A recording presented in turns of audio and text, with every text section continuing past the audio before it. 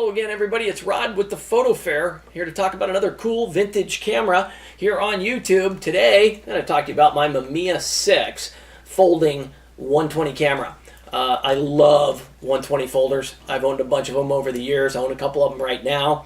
I really like this one. It's kind of the best of all worlds in terms of a folding rangefinder 120 camera. It does focus with a rangefinder, which I like, so you're really not scale focus or anything funky like that.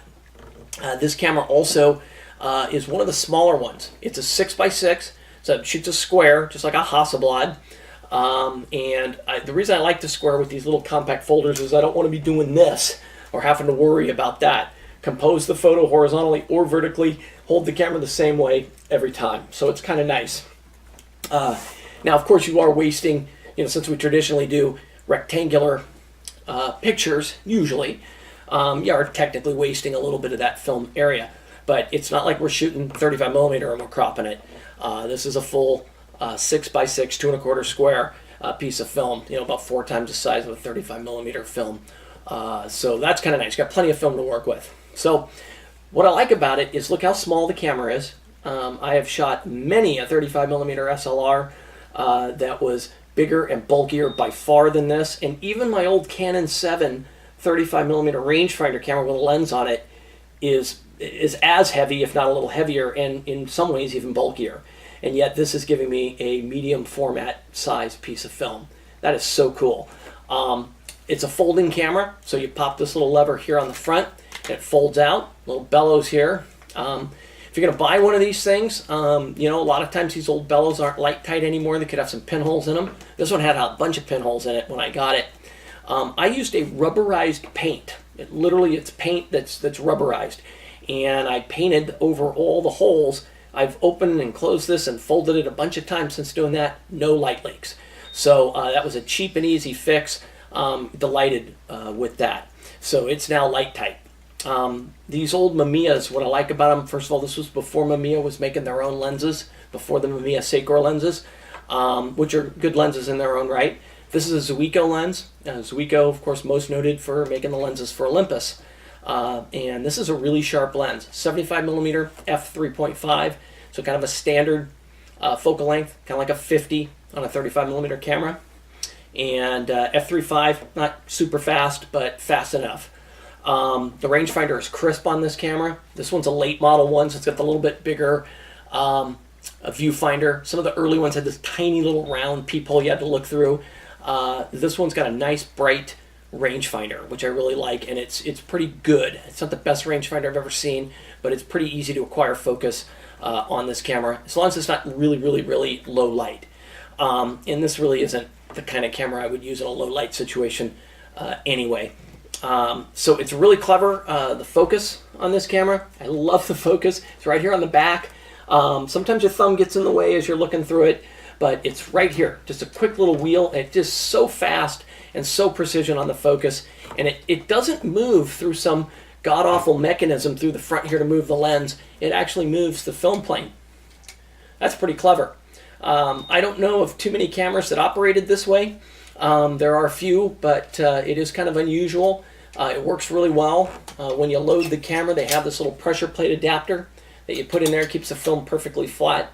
I've never had any film flatness issues with this camera. I've shot many rolls of film through it. But it's kind of clever, and it makes the focus, I think, quicker and easier than, say, a Super Iconta, which I also own a Zeiss Super Iconta.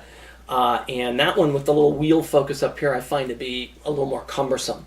It also tears the flesh off your index finger if you're not careful.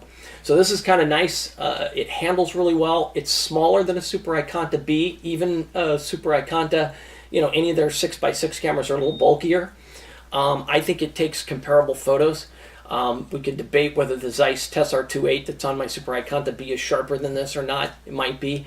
I think we're splitting hairs at that point. I like both cameras. But this is just a great camera. What's really cool about these is you can pick these up for under 200 bucks. This one I paid 140 bucks for it or something. Now it's a little more than that, 160 bucks.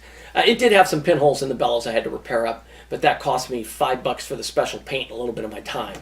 So no big deal. This is a great camera. For under $250 for that matter, this is still a fun and wonderful camera to use. And it's not a very imposing camera. You can do street photos with this, and you're not having people shy away from you. You're not pointing this big, bulbous thing at people. So you can kind of get some very nice candid shots out and about, kind of city street shooting kind of thing. I'm in the Portland metropolitan area. There's lots of cool things to shoot just wandering down the street in this part of the country. So I can use this camera and have used this camera effectively in those kinds of situations.